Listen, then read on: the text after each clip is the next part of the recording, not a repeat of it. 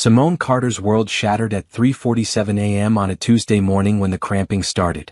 She doubled over in her kitchen, clutching her 8-month pregnant belly as waves of pain crashed through her body like lightning. The herbal tea she'd been drinking every morning for the past month, the tea that Rebecca, her husband's assistant, had so kindly brought her from that special health store, now tasted like poison on her tongue. "David," she screamed, but her voice came out as barely a whisper. Her husband was away on another business trip. Again. The same trips that had been happening more and more often lately. The same trips that always seemed to coincide with Rebecca's mysterious absences from the office. Simone's hands shook as she reached for her phone, the screen blurring through her tears. The cramping was getting worse. Much worse. This wasn't normal pregnancy discomfort. This was something else entirely. Something terrifying. Her beautiful brown skin had turned ashen gray, and sweat poured down her face despite the cool morning air. She had trusted Rebecca. The young woman had been so helpful, so caring. "Mrs. Carter, I know pregnancy can be so hard," Rebecca had said with that sweet smile. "My grandmother always swore by this special blend. It'll help with the nausea and give you energy." Simone had been grateful. David worked such long hours building his construction company, and she often felt alone in their big house in Buckhead. Now, as another wave of agony ripped through her body, Simone realized she had been a fool. The 911 operator's voice seemed to come from far away. "Ma'am, we need you to stay on the line. Help is coming."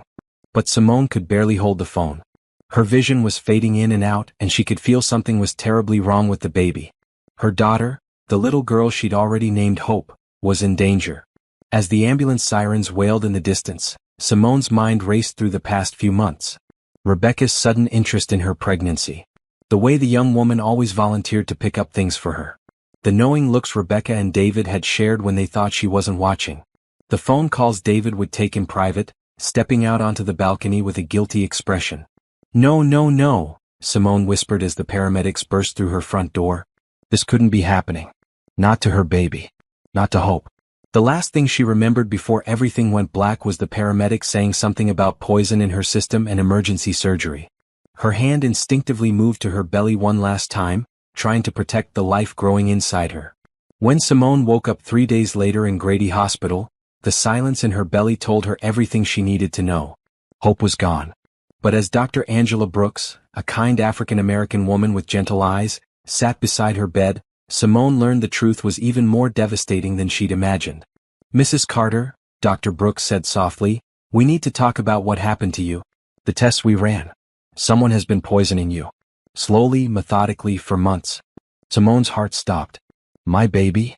We had to deliver Hope early to save both your lives. She's in the NICU fighting, but..." Dr. Brooks paused, choosing her words carefully. "The substances in your system caused serious complications. We're not sure if she'll make it through the night." The room spun around Simone as the doctor's words sank in. Someone had been poisoning her. Someone had tried to kill her and her baby. But who? And why? As if reading her thoughts, Dr. Brooks continued, "The police want to speak with you when you're ready. The type of poison used? It's not something you accidentally ingest. Someone has been deliberately giving this to you over time, probably in food or drinks." Simone closed her eyes and saw Rebecca's face. That sweet, innocent face hiding such evil. The herbal tea. The homemade cookies. The smoothies Rebecca would bring to the office when Simone visited David. It all made sense now. "Where's my husband?" Simone asked, her voice hoarse. Dr. Brooks looked uncomfortable. He's here. "But Mrs. Carter, there are some things you need to know before you see him. The police have been asking him a lot of questions." That's when Simone knew her marriage was over. David wasn't just cheating on her. He might have been part of the plan to kill her and their baby. The man she'd loved since college, the man she'd trusted with her whole heart, had betrayed her in the worst possible way. But as she lay in that hospital bed, listening to the machines beeping around her, Simone made herself a promise. If her daughter survived, she would fight for both of them. She would find the truth no matter how much it hurt. And she would make sure whoever did this paid for what they'd done. Hope was still alive, barely clinging to life in an incubator down the hall. And as long as her baby was fighting, Simone would fight too. The real question was, could she ever trust David again? Or had the father of her child tried to murder them both? 2 days later, Simone finally had the strength to walk down the hallway to the NICU. Each step felt like moving through thick mud, her body still recovering from the poison that had nearly killed her. But she needed to see Hope. She needed to touch her daughter's tiny hand and promise her that everything would be okay. The NICU was quiet except for the steady beeping of monitors and the soft whoosh of ventilators. Hope lay in an incubator, so small she looked like a delicate bird. Tubes and wires covered her tiny body, but her little chest rose and fell steadily. She was beautiful, with Simone's warm brown skin and David's long fingers. "She's been asking for you," said Patricia, one of the nurses. "Babies always know their mothers." Simone carefully placed her hand through the opening in the incubator and touched Hope's palm. Immediately, the baby's fingers wrapped around her mother's finger with surprising strength. "That's a good sign," Patricia continued. "She's getting stronger every day." The doctors were worried about brain damage from the poison, but her latest tests looked promising. Simone felt tears streaming down her face. Her baby was going to be okay. Hope was living up to her name. "Mrs. Carter?" A deep voice behind her made Simone turn. Detective Rodriguez stood in the doorway, his expression serious but kind. "I'm sorry to bother you here, but we need to talk about what happened to you." Simone nodded, kissing Hope's tiny forehead before following the detective to a quiet family room. "We've been investigating your case," Detective Rodriguez said, pulling out a notebook. "The blood tests don't lie. Someone has been giving you small amounts of antifreeze mixed with other chemicals for at least 3 months. It's a miracle you and your baby are alive." "Antifreeze?" Simone's stomach turned. "In what?" "That's what we're trying to figure out. Can you think of anyone who had regular access to your food or drinks? Anyone who might want to hurt you?" Simone thought about Rebecca's daily visits with tea and snacks. David's assistant, Rebecca Martinez. "She's been bringing me things for months. Herbal tea, homemade cookies, smoothies. She said she wanted to help because David was working so much." Detective Rodriguez wrote everything down. "We'll need to test anything she gave you that you might still have. And Mrs. Carter, we need to talk about your husband." Simone's heart sank. "What about him?" "He's been having an affair with Ms. Martinez for over a year. We have phone records, hotel receipts, witnesses. The question is whether he knew what she was doing to you." The room felt like it was spinning again. A year. David had been cheating on her for a year, even before she got pregnant. Where is he now? "He's been staying at a hotel downtown. Says he can't face you after what happened." "But Mrs. Carter, there's something else. Ms. Martinez has been telling people that once you were gone, she and David were going to get married. She even showed co-workers an engagement ring." Simone felt sick. "She tried to kill me so she could have my husband?" "That's what it looks like. We have a warrant to search her apartment and workplace. We're also looking into her background. This might not be the first time she's done something like this." Before Simone could respond, there was a commotion in the hallway. Through the glass window she saw David arguing with a nurse. He looked terrible. His usually neat business clothes were wrinkled, his face unshaven, his eyes red and swollen.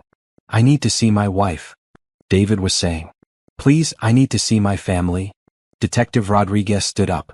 "Do you want to talk to him?" Simone looked at the man she'd loved for 8 years. The man who'd held her hand when she was scared. The man who'd cried when they found out they were having a baby. The man who'd been sleeping with another woman while that same woman was slowly killing his wife and child. "Yes," she whispered. "But I want you to stay." When David entered the room, he fell to his knees in front of Simone's chair. "Baby, please. I'm so sorry. I never knew what she was doing. You have to believe me." "Get up," Simone said quietly. Her voice was steady but her hands were shaking. "Sit in the chair." David obeyed, his eyes never leaving her face. "How's Hope?" "They won't let me see her. She's fighting for her life because your girlfriend tried to kill us." "She's not my girlfriend." David exploded, then caught himself. "I mean, it's over. It's been over since I found out what she did." "Over?" Simone laughed, but there was no humor in it. "David, you've been cheating on me for a year. While I was carrying your child, you were sleeping with the woman who was poisoning me. And you're telling me it's over now? I made a mistake." "A mistake." Simone's voice rose. "A mistake is forgetting to pick up milk from the store. A mistake is being late for dinner. Having an affair while your wife is being slowly murdered is not a mistake. It's a choice. You chose her over me, over our family, over our baby." David started crying, ugly sobs that shook his whole body. "I love you, Simone. I've always loved you. Rebecca. She made me feel important, like I was successful. With you, I always felt like I wasn't enough. So you decided to let her kill me instead of just asking for a divorce?" "I didn't know." David screamed. "I swear on my mother's grave, I didn't know what she was doing." Detective Rodriguez leaned forward. Mr. Carter, we need to ask you some questions. Did you ever notice your wife getting sick after eating or drinking things Ms. Martinez brought? David wiped his eyes. Simone was tired a lot. But she was pregnant. I thought that was normal. Did Ms. Martinez ever talk about your wife negatively? Did she ever suggest that your marriage was a problem? David was quiet for a long moment. She would say things. Like maybe Simone and I weren't right for each other. Maybe I deserved someone who appreciated me more. But I never thought. She showed people an engagement ring, Simone said coldly. She told your employees that once I was gone, you two would get married. David's face went white. What? No. I never asked her to marry me. I never even talked about leaving you. Then where did she get the ring? David looked genuinely confused. I don't know. She must have bought it herself. Detective Rodriguez made notes. Mr. Carter, we're going to need you to come to the station tomorrow for a formal interview. Right now you're not under arrest, but you are a person of interest in an attempted murder case. After the detective left, David and Simone sat in silence for several minutes. I want a divorce, Simone finally said. Please don't say that. I can't trust you anymore, David. Even if you didn't know what Rebecca was doing, you betrayed me. You betrayed our family. How am I supposed to believe anything you say? Because I love you, David whispered. Because I'm the father of your baby. Because we've been together since we were 20 years old. Love doesn't cheat. Love doesn't lie. Love doesn't put another woman before your pregnant wife. Simone stood up, her legs still shaky. I need to get back to Hope. She's the only family I have left. As she walked toward the door, David called after her. What can I do? Tell me what I can do to fix this. Simone turned back one last time. Help them catch Rebecca. Make sure she pays for what she did to our daughter. And then stay away from us. But even as she said the words, Simone wondered if she meant them. Despite everything, David was Hope's father. And somewhere deep in her heart, she still loved the man he used to be before Rebecca poisoned more than just her body. Rebecca Martinez was arrested at her apartment the next morning. Simone watched the news coverage from Hope's bedside, feeling a mix of satisfaction and rage as she saw the young woman led away in handcuffs. We found enough poison to kill 10 people, Detective Rodriguez told Simone over the phone. Antifreeze, rat poison, cleaning chemicals. She had a whole setup in her kitchen. And we found something else, a journal where she wrote about you and your husband. Simone's grip tightened on the phone. What kind of journal? It's disturbing. She wrote about watching you and David, about how much she hated you, about her plans for after you were gone. Mrs. Carter, this woman is seriously mentally ill. She's been obsessed with your husband for over 2 years, since before she even worked for him. 2 years. Simone felt cold. How is that possible? She was a customer at his construction company. He helped her with some work on her apartment. She became fixated on him, started showing up at job sites, following him. That's why he hired her as his assistant. He thought if she worked for him, he could control the situation better. Simone closed her eyes. And then he started sleeping with her. According to what we've learned, yes. But Mrs. Carter, your husband may be telling the truth about not knowing what she was doing to you. We've interviewed several of Ms. Martinez's former co-workers and boyfriends. This is a pattern for her. She becomes obsessed with men, and when she can't have them completely, she targets the women in their lives. What do you mean? 3 years ago, she was arrested for stalking a married man in Dallas. The charges were dropped when he moved out of state. 5 years ago in Phoenix, she was suspected in the food poisoning of her boss's wife, but they couldn't prove it. Mrs. Carter, Rebecca Martinez is a predator. Your husband was as much a victim as you were, just in a different way. Simone didn't know how to feel about that information. David had still cheated. He had still betrayed her trust. But if Rebecca had been manipulating him, targeting him specifically, there's something else, Detective Rodriguez continued. Ms. Martinez kept photos of you and your family. Pictures of you at the grocery store, at doctor's appointments, at home. She's been watching you for months, maybe longer? The thought made Simone's skin crawl. I want to see her. Ma'am? I want to see Rebecca. I want to look her in the eye and ask her why she tried to kill my baby. I don't think that's a good idea. Detective, that woman poisoned me for months. She tried to murder my child. I have a right to face her. There was a long pause. Let me make some calls. 2 hours later, Simone was sitting across from Rebecca Martinez in an interview room at the county jail. Rebecca looked different without her makeup and professional clothes. Smaller. Younger. but her eyes were cold and calculating. "Hello, Simone," Rebecca said as if they were meeting for coffee. "How's the baby?" "Why?" Simone asked, ignoring the question. "Why did you try to kill us?" Rebecca smiled, and it was the most chilling thing Simone had ever seen. "Because David deserves better than you. Better than his wife? The mother of his child. You never appreciated him. You took him for granted. You were holding him back. So you decided to murder me?"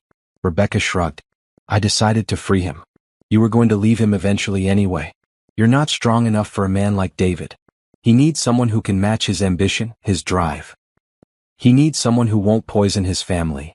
"That was unfortunate," Rebecca said as if discussing the weather. "I didn't want to hurt the baby. But you wouldn't leave on your own. You just kept hanging on, dragging him down." Simone stared at this woman who had nearly destroyed her life. "You're insane. I'm in love. Real love. Not the boring, settled kind of love you had. David and I have passion, excitement. We have a future. You don't have anything. David wants nothing to do with you."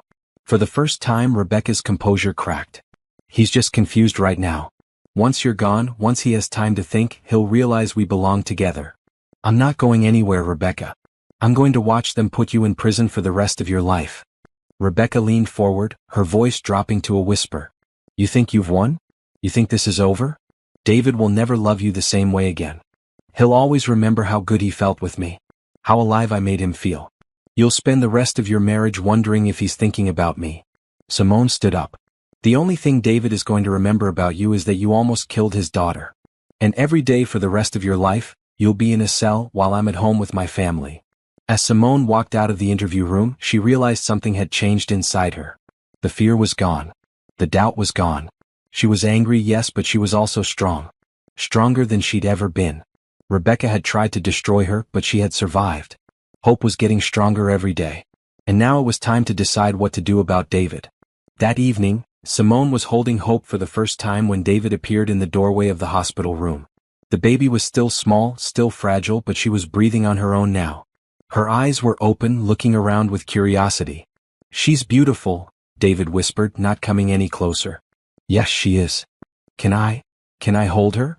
Simone looked at her husband. Really looked at him. He was thinner than before, exhausted, broken. But he was also Hope's father. And despite everything that had happened, Hope deserved to know her father. "Sit down," Simone said quietly. David sat in the chair next to the bed, and Simone carefully placed Hope in his arms. The baby looked up at her father with those same dark eyes, and David started crying again. "I'm so sorry," he whispered to Hope. "Daddy is so sorry." Watching David hold their daughter, Simone felt something shift in her chest. It wasn't forgiveness, not yet. But it was the beginning of something. Maybe understanding. Maybe compassion. "David," she said softly, "we need to talk.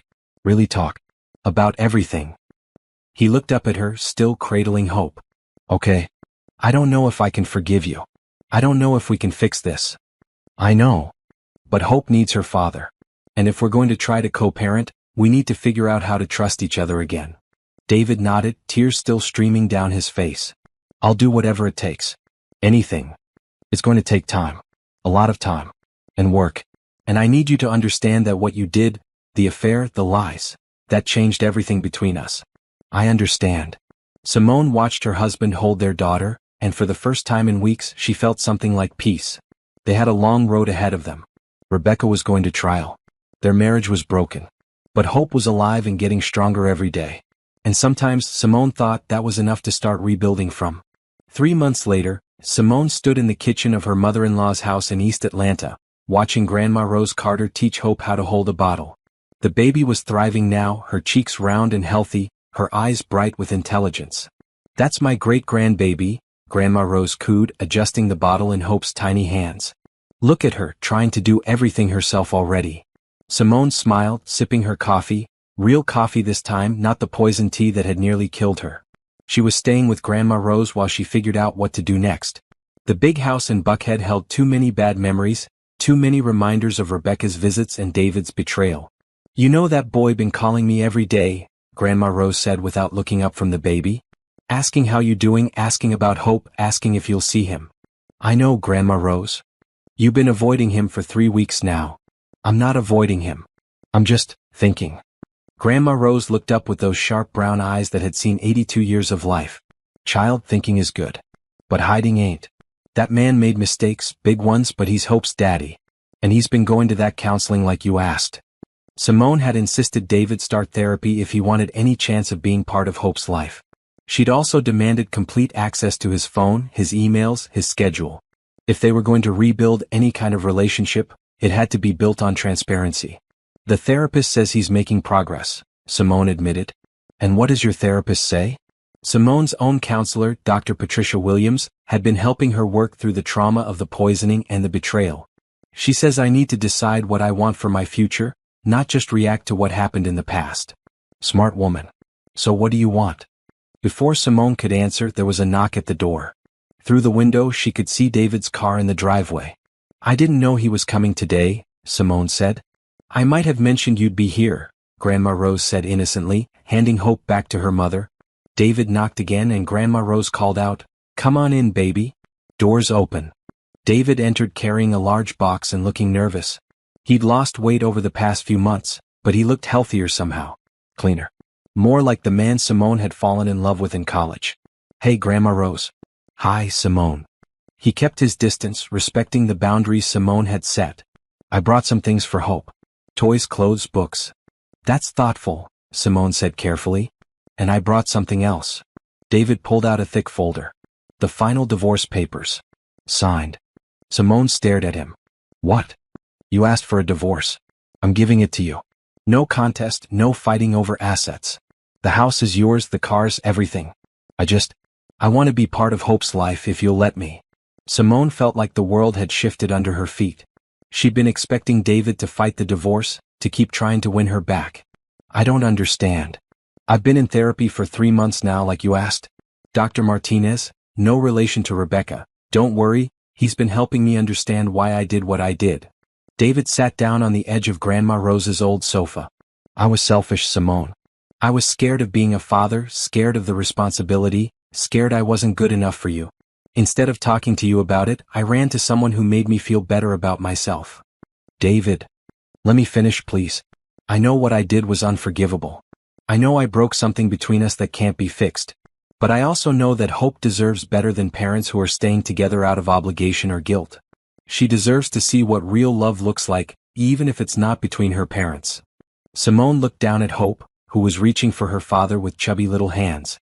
I want to be the best father I can be, David continued. I want to be the kind of man Hope can be proud of.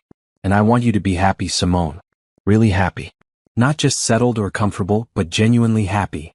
Grandma Rose, who had been uncharacteristically quiet, finally spoke up. That woman Rebecca, she's going to prison for a long time? 25 years, David confirmed. She pled guilty to attempted murder and aggravated assault. Her lawyer said she was mentally ill, but the judge didn't care.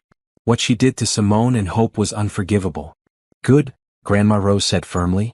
Evil don't get to hide behind sickness. She made her choices.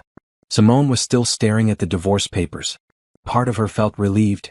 David was finally giving her what she'd asked for. But another part felt empty. Like the end of a chapter she wasn't ready to close. Can I hold her? David asked, gesturing toward Hope. Simone nodded and handed over their daughter. Hope immediately grabbed David's finger and smiled, her first real smile. She's going to be walking soon, David said, his voice thick with emotion. Talking, going to school. I don't want to miss any of it. You won't, Simone said quietly. You're her father. That never changes no matter what happens between us. I love you, David said suddenly. I know I don't have the right to say that anymore, but I need you to know. I love you and I'm going to spend the rest of my life proving that I can be better. Simone felt tears starting. David. I'm not asking you to take me back. I'm not asking you to forgive me. I'm just asking you to let me earn your respect back. Let me show Hope what kind of man her father can be. Grandma Rose stood up and brushed off her hands. I'm going to make some sweet tea. Y'all keep talking. After she left, Simone and David sat in comfortable silence, watching Hope play with David's watch. I've been thinking about moving back to Savannah, Simone said finally. Closer to my family. Starting fresh. That's a good idea. Clean slate. You could visit whenever you want. I'd never keep Hope from you. I know you wouldn't. You're not that kind of person. Simone looked at David, really looked at him. What kind of person am I? Kind. Generous. Forgiving even when people don't deserve it. The kind of woman who makes everyone around her better just by being herself. Then why wasn't I enough for you? David was quiet for a long time. You were enough. You were everything.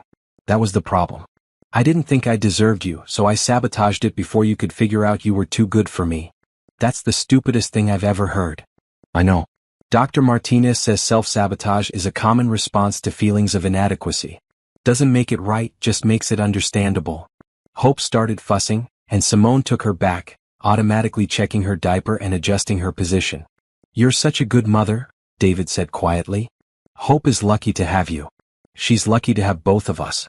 Separately but still both of us. David nodded. So we're really doing this? The divorce. Simone looked down at the papers again. I think so.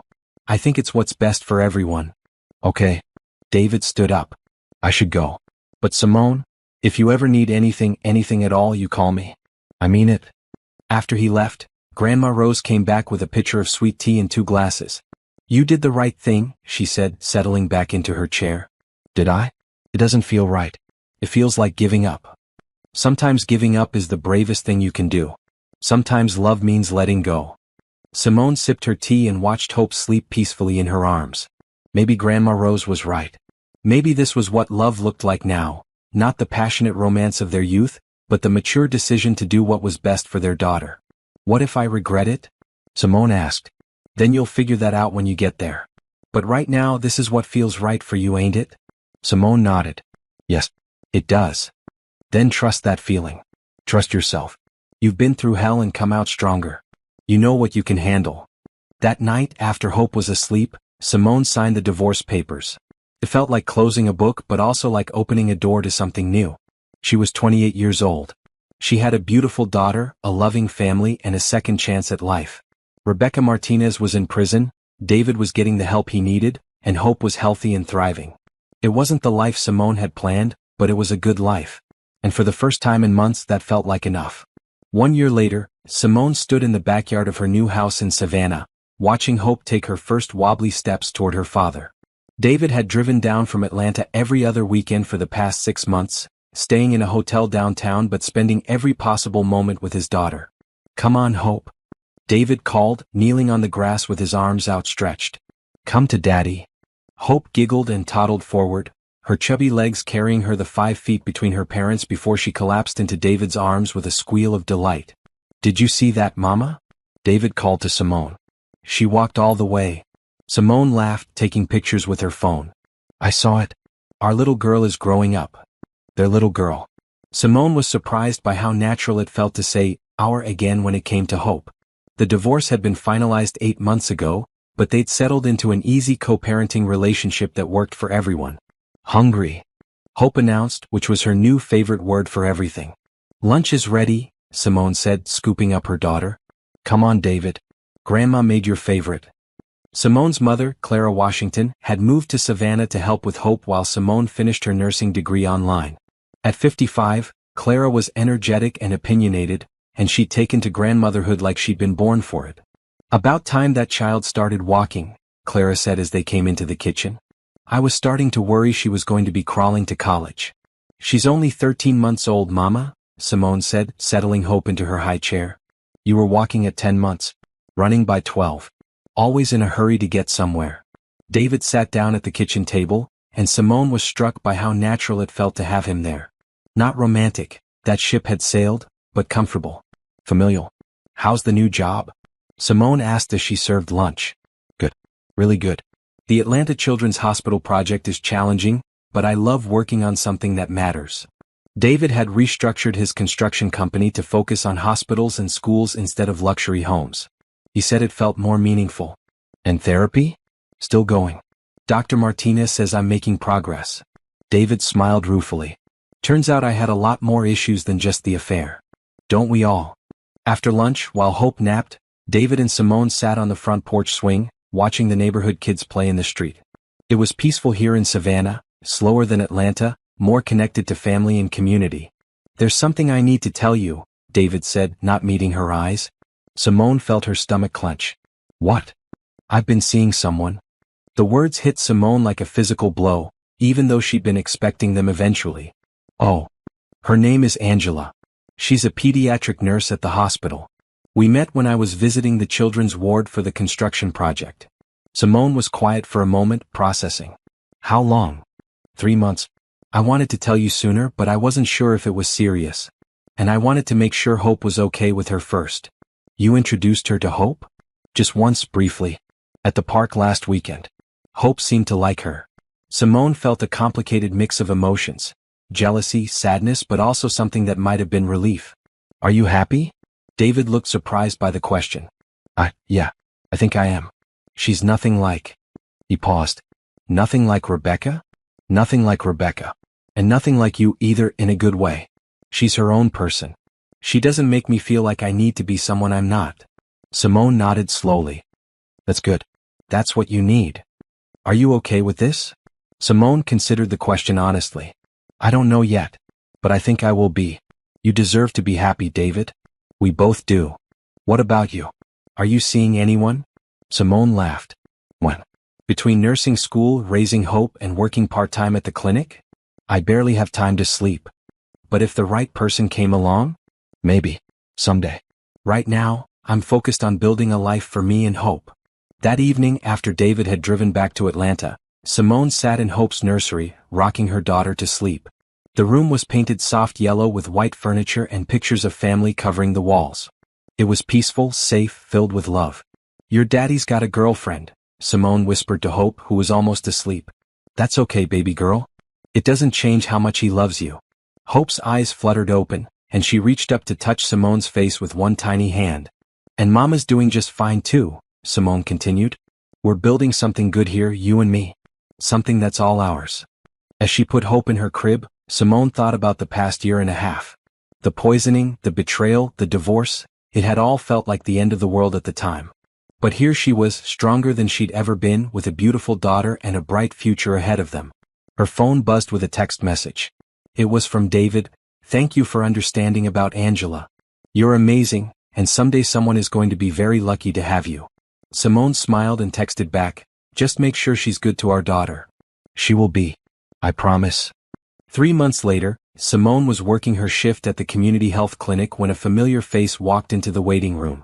Dr. Marcus Thompson, Hope's pediatrician from Atlanta, was standing at the reception desk looking confused. Dr. Thompson? Simone approached him. What are you doing here? He turned and smiled, his dark eyes lighting up with recognition. Simone, I was hoping I might run into you. I'm here for a medical conference at SCAD. How are you? How's Hope? We're both great. Hope's walking now, talking up a storm. She keeps the whole neighborhood entertained. That's wonderful. And how are you adjusting to Savannah? Really well. It's been good for us. Slower pace, close to family. Simone paused. Are you here by yourself? Yeah, just me. I was actually wondering, would you like to get dinner sometime while I'm in town? Catch up, talk about Hope's progress. Simone felt a flutter of something she hadn't experienced in a long time. Marcus had always been kind during Hope's medical visits, professional but warm. He was a few years older than her, divorced himself with 2 teenage sons. I'd like that, she said. But I should mention, I have a babysitter situation to figure out. Bring Hope along. I'd love to see her again. That Saturday evening, Simone found herself at a family restaurant downtown, watching Marcus make funny faces at Hope while she giggled and threw Cheerios at him. She's gotten so big, Marcus said, catching one of the Cheerios Hope had aimed at his nose. And so coordinated with her throwing arm. She's going to be a softball player like her mama, Simone said. At least that's what my mother keeps saying. You played softball? In college. First base. I was pretty good actually. I can see that. You've got the build for it, strong shoulders, good hands. Simone felt herself blushing slightly. It had been so long since a man had complimented her appearance in a way that felt genuine rather than calculated. What about you? She asked. Any sports? Basketball in high school, but I was too short to play in college. Now I stick to running and the occasional pickup game with other old guys who think they're still 22. They talked for 2 hours about Hope's development, about Simone's nursing program, about Marcus's work at the hospital. It was easy, comfortable, the kind of conversation that flowed naturally without awkward pauses. I should get this little one home, Simone said eventually as Hope started rubbing her eyes. Of course. Would it be okay if I called you sometime? I mean, I'll be back in Atlanta, but I come to Savannah pretty regularly for conferences. I'd like that. As Marcus walked them to their car, Hope reached out for him and he scooped her up easily. Bye-bye, Dr. Marcus, Hope said, patting his cheek with her tiny hand. Bye-bye, sweet girl. You take care of your mama, okay? After he helped secure Hope in her car seat, Marcus turned to Simone. Thank you for tonight. I haven't enjoyed myself this much in a long time. Me either. He leaned down and kissed her cheek softly. Drive safe. On the way home, Hope fell asleep in her car seat, and Simone found herself singing along to the radio for the first time in months. She felt lighter somehow, like a door she hadn't even realized was closed had cracked open just a little bit. When she got home, there was a message from David on her voicemail. Hey, it's me. Angela and I are engaged. I wanted you to hear it from me first. I know this is probably weird, but I hope you can be happy for us. Hope is always going to be my priority, and Angela understands that. Call me when you get a chance. Simone sat on her couch, processing this news. Engaged. David was engaged to someone else. A year and a half after their divorce, he was ready to marry again. And the strangest thing was she realized she was happy for him. Not completely, there was still a part of her that felt sad about the end of their story. But mostly she was relieved.